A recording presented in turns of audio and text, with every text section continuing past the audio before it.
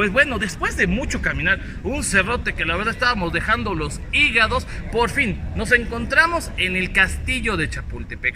Como ya lo saben ustedes, esta obra arquitectónica, esta joya arquitectónica de la historia de México, pues es el único castillo considerado como tal, el único castillo que era para vivienda en toda América Latina. En toda América Latina, Estados Unidos, etcétera, no existe un castillo. Los castillos son propios de Europa. Aquí en México tenemos el único castillo y es visitado por millones de personas al año. La verdad es que es un lugar muy lleno de historia. De hecho, es el Museo Nacional de Historia, una ciencia que se ha dejado al lado, que se ha dejado de atender y que ahora en esta nueva cuarta transformación se quiere retomar, precisamente porque quien no conoce su historia está condenado al fracaso, está condenado a repetir esos errores del fracaso del pasado, que se quieren evitar.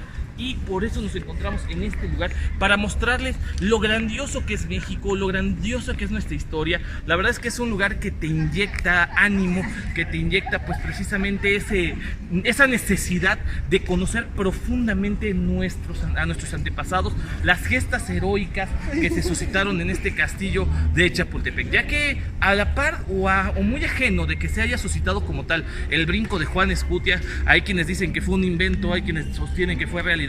Muy a la parte de eso, aquí se vivieron muchas batallas en contra de Estados Unidos con la invasión norteamericana, y de igual manera grandes personajes de la historia de México desfilaron, pasearon, vivieron en esta zona, gentes conservadores, y es por eso que hay que retomar la historia, ¿no? Gente del conservadurismo, el conservadurismo antiguo, como dice López Obrador, que no ha cambiado mucho desde Maximiliano hasta el nuevo modelo neoliberal, ese modelo, bueno, no, el nuevo modelo popular, perdón, el nuevo modelo de Lázaro Cárdenas, en donde entregarle al pueblo lo que le pertenece. Así que vamos a ver más adelante las salas de este museo y ustedes se van a enriquecer con esta historia.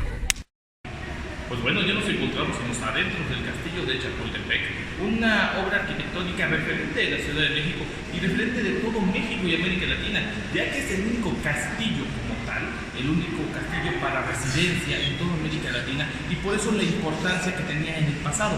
Ahora bien, este castillo se dejó de usar como residencia oficial de los presidentes, porque sí, efectivamente vivían con gran lujo, y precisamente un hombre sensible a la nación, un hombre que pues obviamente era del pueblo, emanaba del pueblo, uno de los referentes de la misma de México, del México postrevolucionario, es precisamente Lázaro Cárdenas. Aquí tengo a mis espaldas su busto, y quien en 1939 pues decidiera decretar que el castillo de Chapultepec era propiedad de los mexicanos, algo similar con lo que pasó con Andrés Manuel López Obrador al entregar Los Pinos al uso de los mexicanos. Lázaro Cárdenas, o como se le conocía, Tata Lázaro, fue un hombre muy mexicano, un hombre que sabía de la importancia del recurso en México. Recordemos que él inicia la expropiación petrolera y precisamente devuelve a México la propiedad del castillo de Chapultepec. Pues comenzamos en el Museo Nacional de Historia. Este museo tiene esta placa conmemorativa donde dice que se conservan devotamente las reliquias de nuestro pasado, los objetos que pertenecieron a los héroes que con sus victorias construyeron la patria, los de aquellos que en la hora del sacrificio cayeron vencidos para que México triunfara. Al lado de estas reliquias venerables se guardan objetos que muestran el desarrollo de nuestra historia y nuestra cultura.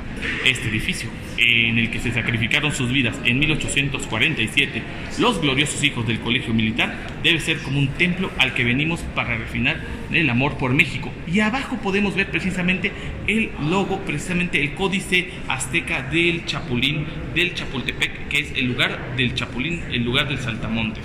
Así que vamos a empezar este recorrido por el Museo Nacional de Historia de México, hablando un poco de las culturas prehispánicas que están muy de boga ahorita, y pues vamos a ver más adelante.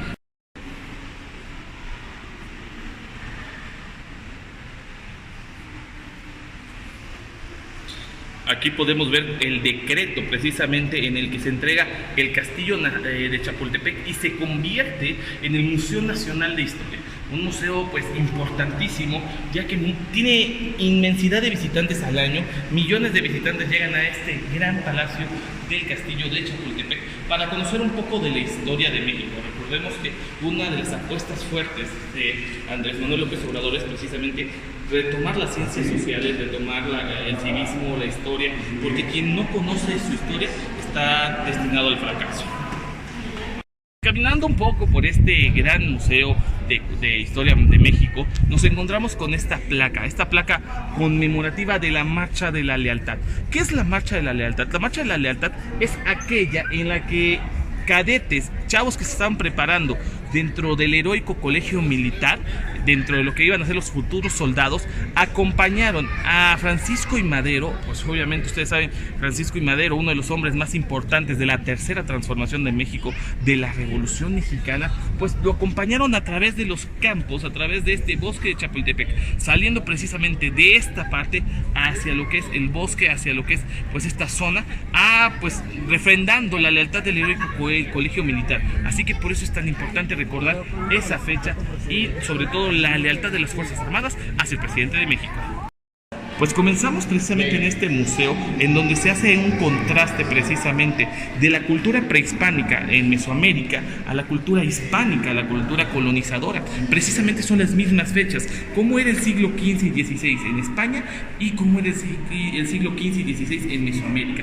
Y vemos precisamente este cuadro en donde pues se hace una mención de la llegada de los españoles a México. Obviamente el Tlatoani, obviamente el emperador está recibiendo la información de sus guerreros que se están acercando, tipos vestidos de una manera muy diferente.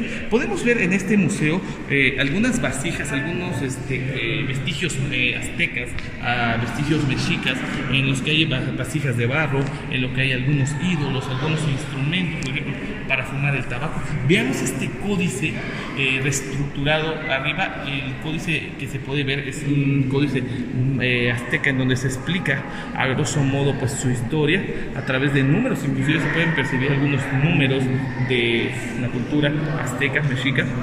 Y pues tenemos todo esto pues muy enfocado en que ellos pues se enfocaban más que nada a labrar la tierra, a la manipulación de objetos de barro. Y pues es algo muy que nos llena de mucha magia, que nos llena de mucho orgullo lo que tenemos, las vasijas simples de barro, el cajete que es un recipiente, el cajete trípode y la almena con un glifo de calendario. Ahí podemos ver cómo se organizaban obviamente un calendario en la cultura mexica, y ya más adelante obras más elaboradas, figuras más elaboradas. De hecho todavía se puede percibir un poco de la pintura que existe en estas obras. Me imagino es un caballero, algún guerrero, por la forma en la que tiene la máscara adentro, y son vasijas pues donde guardaban diferentes objetos. Es un incensario, porque acuérdense que los mexicas hacen bastantes tributos. Recordemos un poco la película Apocalipto, que si bien es cierto está errada en muchos aspectos de la historia, pues de igual manera sí refleja la cuestión de los tributos que se realizaban en la cultura mexica y la cultura azteca. Y pues obviamente más ídolos de barro. Y pues ustedes se acuerdan de que yo tengo el tuncul. Pues en la cultura mexica usaban algo parecido, que es el teponaztle. Disculpen, mi náhuatl es muy malo. Es lo mismo que el tuncul, un árbol, un pedazo de árbol cortado, labrado muy finamente. Los tlaxcaltecas son unos expertos labradores. Y por otro lado tenemos que es un objeto de percusión, y seguimos viendo las esculturas de antropomorfia, que son personas deformadas precisamente por la cuestión de tradiciones, por la cuestión de forma de pensar.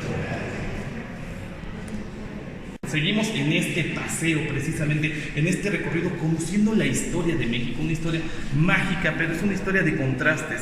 A continuación podemos ver este estandarte, que es una réplica del estandarte que usó Hernán Cortés en la conquista. Y es que ahorita está muy de moda este tema de la conquista, por la carta que envía el presidente precisamente al rey de España, pidiéndose disculpe sobre los abusos que se cometieron precisamente en esta época.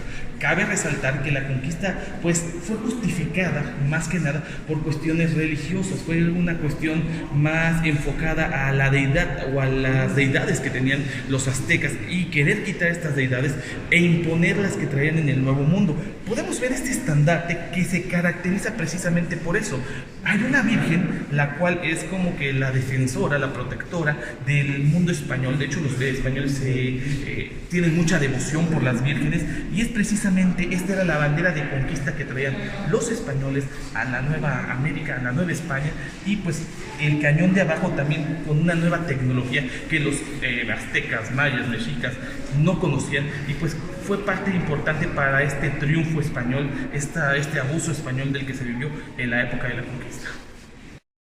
Bueno, en este cuadro podemos ver precisamente la conquista que fue barbárica, una conquista tiránica por parte de los españoles, una conquista en donde se ven los abusos, donde se ve la cizaña con la que el español agredía precisamente al azteca, al mexica. La verdad es que es un cuadro muy ilustrativo, de hecho tiene una descripción en latín, no me acuerdo mucho de mis clases de latín, pero se pueden ver figuras tan importantes como Moctezuma dentro de este cuadro que es sumamente ilustrativo. Es una historieta, puedo decir, una historieta de la conquista de México, en donde precisamente se ve el lado de tierra de este famoso lago de Texcoco, pero de igual manera se pueden ver las chinampas, estas trajineras que se utilizaban precisamente para conectar ciertos puntos de la ciudad. Recordemos, por ejemplo, que Xochimilco se encuentra pues entre agua, y precisamente es lo que podemos observar en este gran cuadro. Atrás vemos los volcanes de esta zona de Puebla,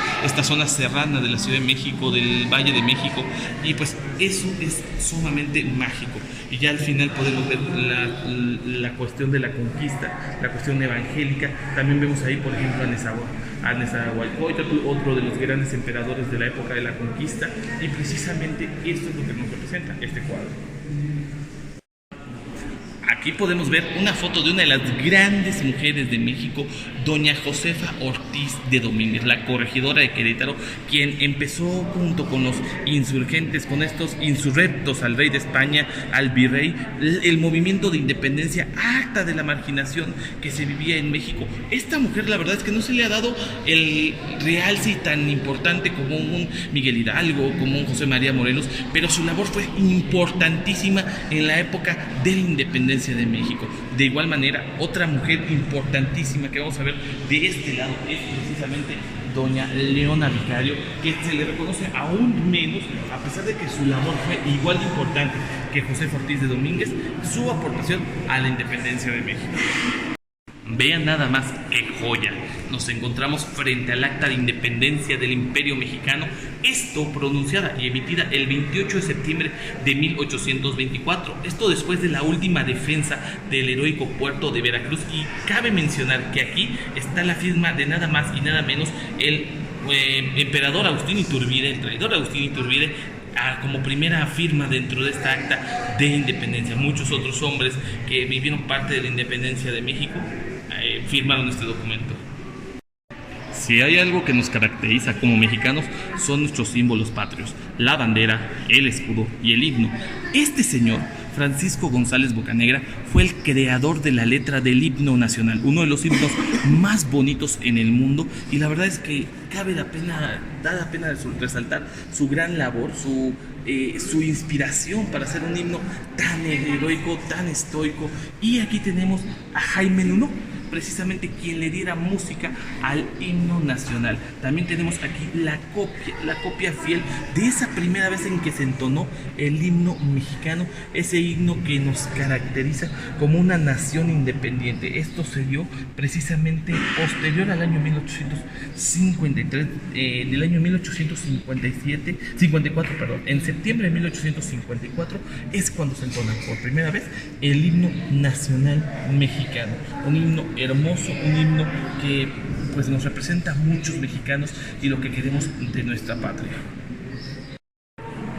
Este mural de uno de los grandes muralistas de la historia de México, José Clemente Orozco, representa precisamente la reforma, representa precisamente la segunda transformación de México, en la que Benito Juárez comandó precisamente al pueblo mexicano a acabar con la opresión, a acabar con los privilegios de unos cuantos, a separar a la iglesia, que en ese momento reprimía a los indígenas mexicanos, y quitarles, emancipar sus propiedades y hacer las cosas más parejas, al igual que defender la tierra mexicana de invasiones extranjeras como la francesa, como la norteamericana. Un hombre cabal, como lo representa siempre Benito Juárez García en este mural de José Clemente Orozco.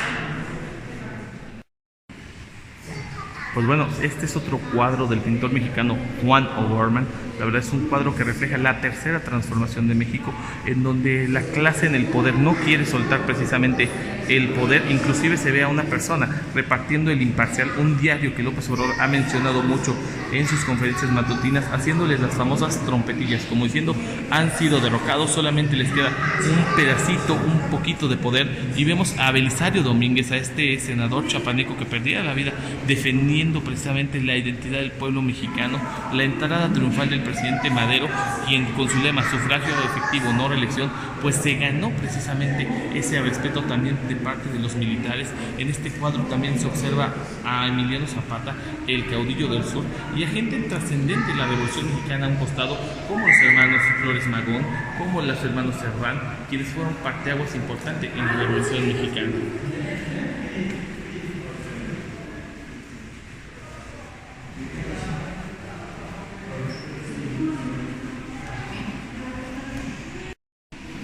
El gran muralista Juan O'Gorman reflejó precisamente esto, cómo las clases elitistas tenían sometidos al pueblo mexicano. Vean a Porfirio Díaz, cómo se mantenía prácticamente como un emperador, mientras el pueblo exigía sus derechos, mientras los pueblos mexicanos eran reprimidos, les eran quitadas sus propiedades, sus cosas a través de las tiendas de raya, eran prácticamente tratados como verdaderos esclavos. Y es precisamente por eso que comienza la tercera transformación de México, con la revolución iniciada por Francisco I. Madero.